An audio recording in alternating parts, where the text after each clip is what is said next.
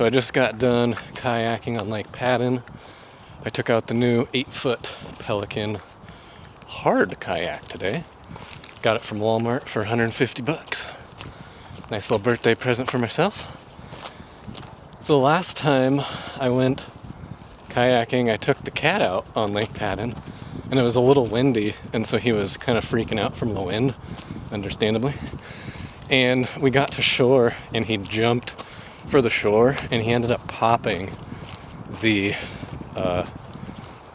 kayak. And so I was trying to find patches to get it all patched up because he poked like 8 holes in the thing, and I couldn't get enough patches, and then some of the holes were in places I couldn't really patch.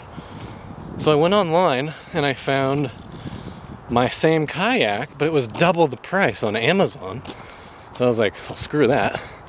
So I went and looked at a little 8-foot and 10-foot kayaks online, and the cheapest one that was meeting my requirements, it was sit-in, had some storage, and it was like perfect for the drone and the cat. So the idea is I got a little 8-foot one. I can put it in the van or in my apartment, wherever, and that way I can take the cat out, drone the coast, do all that kind of stuff I've been wanting to do, just never got to. So that'll be really cool. It worked really well. It was white capping on Lake Padden, so that was a pretty good test day, I'd say. Took on some water and worked great. So anyways, I'm gonna figure out which trail I'm